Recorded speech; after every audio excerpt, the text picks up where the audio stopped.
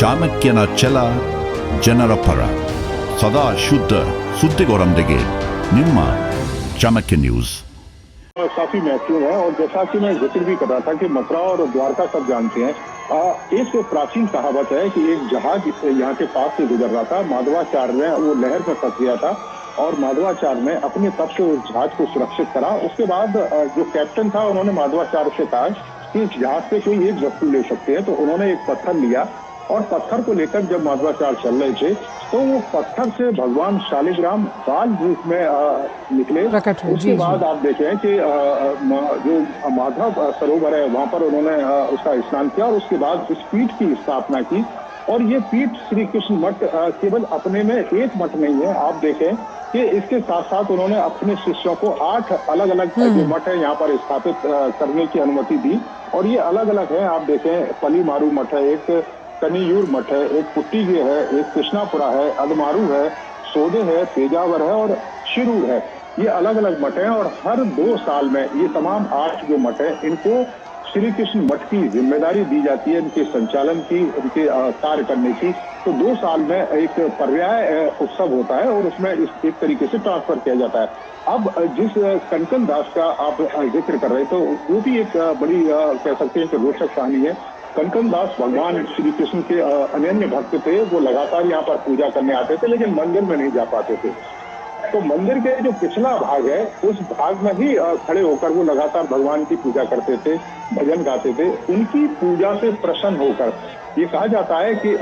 जब आप किसी मूर्ति की स्थापना करते हैं तो मूर्ति का जो मुंह है वो पूरब की तरफ रहता है, लेकिन कनकन दास चूंकि मंदिर के पीछे पूजा करते थे और मंदिर के अंदर आने की अनुमति नहीं थी, तो भगवान श्री कृष्ण उनको दर्शन देने के लिए पूरे के पूरे मुड़ गए, यानी कि पश्चिम में चले गए। तो ये एक कहानी है और यही कारण है कि आप देखें कि कनकन दास जो कुंडी है वहां पर बनाई गई है, जहाँ से 9 छिद्र हैं और वहां से जो भगवान श्री कृष्ण के जो दर्शन है वो किए जाते हैं। प्रधानमंत्री यहाँ पर पहुंचेंगे और एक स्वर्ण जो मंडप है उस मंडप का भी शिलान्यास प्रधानमंत्री करेंगे। और इसके साथ ही आप देखें कि कनकन हुंडी है वहां पर भी प्रधानमंत्री पहुंचेंगे और भगवान श्री कृष्ण के जो दर्शन है वो करेंगे। तो खासा महत्व है इस मठ का और द्वैतवाद का एक तरीके से कहें कि यहाँ स्थापना हुई थी, क्योंकि जो अद्वैतवाद था शंकराचार्य का उसके विपरीत ये द्वैतवाद था। और एक तरीके से हम देखें कि परमात्मा और आत्मा, जीव आत्मा, उन दोनों में अलग अलग अंतर की बात माधवाचार्य करते थे कि परमात्मा असीम है, असीमित है और जो जीव आत्मा है वो एक सीमित है। तो ये द्वैतवाद का प्रतिपादन उन्होंने यहाँ से शुरू किया और पूरे दुनिया में जो उनके जो अनुयायी हैं वो इस समय यहाँ पर आते हैं और ये एक खास और इसीलिए हम कहते भी हैं नीरज की परमात्मा और आत्मा के इस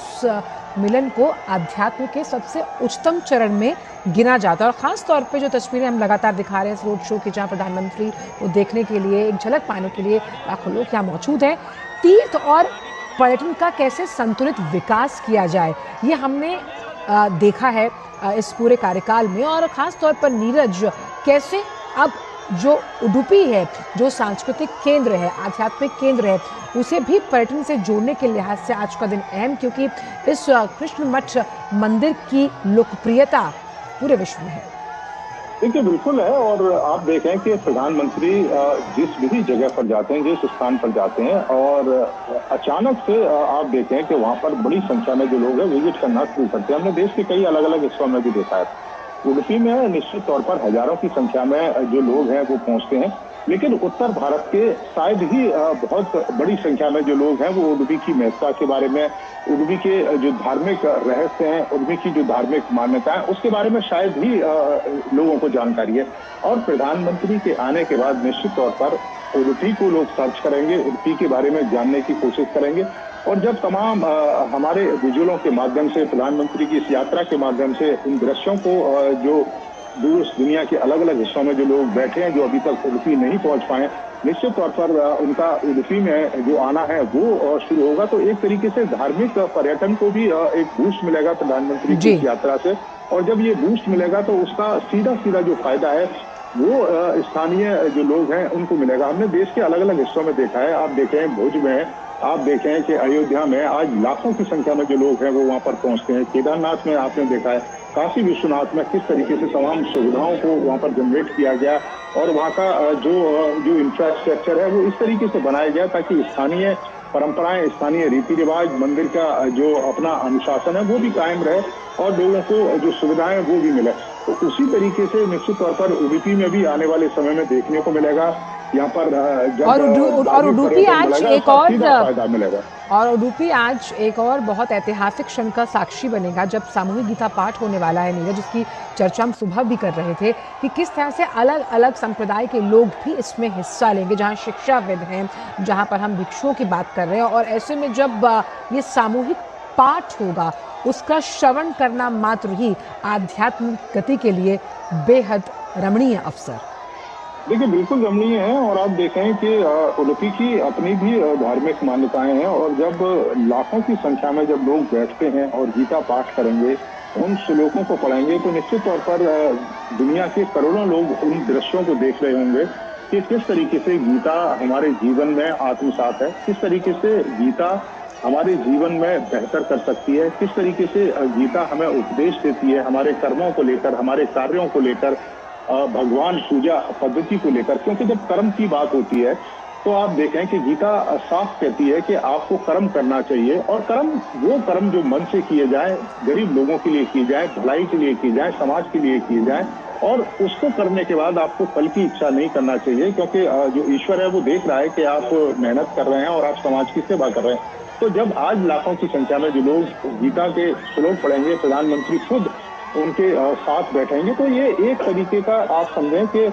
कितना उत्साह होगा उन लोगों में, उन छात्रों में, उन विद्वानों में जो सालों से गीता का पाठ कर रहे हैं, सालों से गीता का जो उपदेश है वो दूसरे लोगों तक पहुंचा रहे हैं। जब खुद देश का सबसे बड़ा व्यक्ति उनके बीच में बैठा होगा और देखिए महिलाएं यहाँ मौजूद हैं, यहाँ युवा हैं और ये आह्लादित तस्वीरें प्रधानमंत्री के आगमन पर वात्सल्य बरसाते हुए वहाँ पर पुष्प वर्षा के जरिए लोग। और जिस तरह से ये लगातार आप बता रहे हैं, ऐसे में अगर हम वैष्णव पंथ की बात करें तो संत माधवाचार्य जो हैं 13वीं शताब्दी में उन्होंने इसकी स्थापना की और ऐसे में खास तौर पर जो महंत हैं, संत हैं, उनके जीवन को प्रेरणा स्रोत बनाकर आज का युवा क्या सीख सकता है, इस पर भी प्रधानमंत्री कई बार अपने मन की बात के कई ऐसे संस्करण हैं जहां वो इससे साझा कर चुके हैं। जैसे कि अगर हम भक्त कनकदास की कथा के बारे में कहें, जिसका अगर हम कहें नाम है वो उडुपी में लिया जाता है, खास तौर पर इस मठ के द्वारा। देखिए बिल्कुल लिया जाता है और ये दिखाता है कि एक गरीब से गरीब व्यक्ति, एक जो समाज के सबसे निचले जो पायदान पर खड़ा व्यक्ति है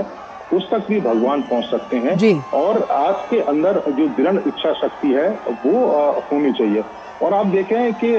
जिस तरीके से उडुपी जो मठ है और खासतौर से श्री कृष्ण मठ की जो स्थापना की गई, और जैसा कि मैं जिक्र भी कर रहा था कि 8 अलग अलग मठ हैं जो श्री कृष्ण मठ की जिम्मेदारी उठाते हैं। हर 2 साल में जो एक तरीके से आप कहें कि पावर ट्रांसफर होती है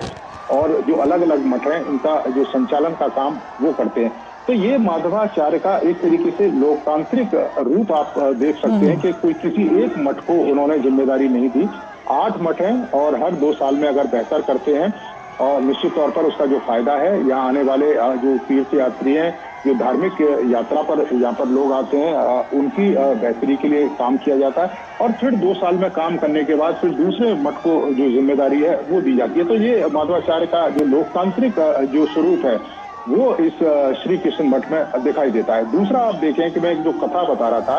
कि जब जहाज भंवर में फंसता है और वो उस जहाज को अपने तप बल से सुरक्षित निकालते हैं, तो कैप्टन उनसे जहाज में बहुमूल्य चीजें रखी हुई थी उनको चुनने के लिए बात करता है, लेकिन वो एक पत्थर उठाते हैं। तो ये बताता है कि वो पत्थर उनके लिए कितना बहुमूल्य है। जो भौतिक चीजें हैं दुनिया की वो शायद आपको कुछ समय के लिए तो हो सकता है संतोष दे पाए, लेकिन अंततो गत्वा या ये कहें कि लंबे समय तक वो संतोष नहीं दे सकती। संतोष वही दे सकता है कि जब आप